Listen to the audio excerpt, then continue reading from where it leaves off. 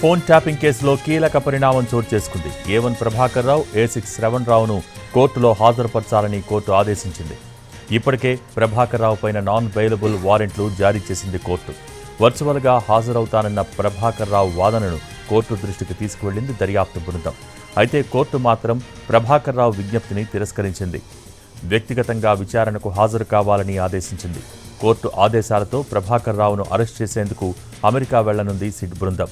Interpole ద్వారా ప్రభాకర్ రావు, శ్రవణ్ రావులను ఇండియాకు రప్పించే ప్రయత్నాలు చేస్తున్నారు. అయితే ప్రభాకర్ రావు అమెరికాలో ఉన్నట్టు సిట్ గుర్తించింది. శ్రవణ్ రావు ఆచూకీని మాత్రం ఇప్పటికీ కనుక్కోలేకపోయారు పోలీసులు.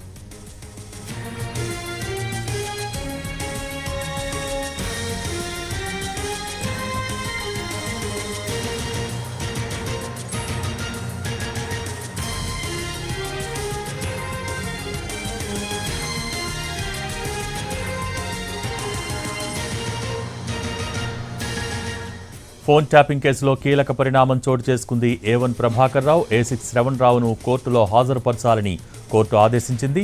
ఇప్పటికే ప్రభాకర్ రావు పైన నాన్ బెయిలబుల్ వారెంట్లు జారీ చేసింది కోర్టు. వర్చువల్గా హాజరవుతానన్న ప్రభాకర్ రావు వాదనను కోర్టు దృష్టికి తీసుకువెళ్లింది దర్యాప్తు బృందం.